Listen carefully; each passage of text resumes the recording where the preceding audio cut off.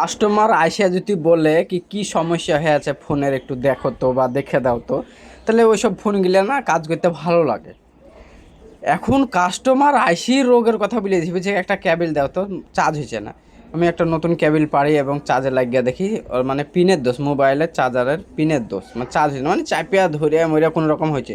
তখন বলছি আপনার তো ক্যাবেল খারাপ কিনা পরের বিষয়, কিন্তু আপনার মোবাইলের চার্জারের পিনই তো ঠিক নাই। তো বলছে না, চার্জারের পিন ঠিক আছে, তুমি একটা ক্যাবেল দাও। ওকে চেক করে বলছি দেখেন আপনি চাপিয়া চুপিয়া হয়েছে কোনো রকম।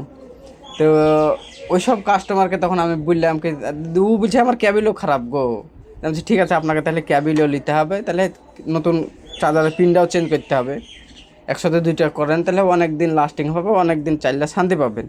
তো বলছি একসাথে দুইটা খরচা করবো না, আগে তাহলে পিনটাই পাল্টে দেয়। আমি বলছি ঠিক আছে, সেটা আপনার ব্যাপার, পিনটা পাল্টে দিই, কিন্তু পিন পাল্টে যদি না হয় কিন্তু পিনের পয়সা দেবো না।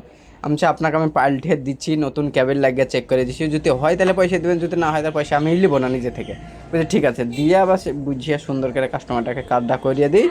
তারপরে কাস্টমারটা বুঝে বাড়ি যায়, কিন্তু একটা হচ্ছে দুঃখের বিষয় কি, ভুল করে সিম ট্রেটা আর সিমগুলো কাস্টমার রাখে চলে গেছে।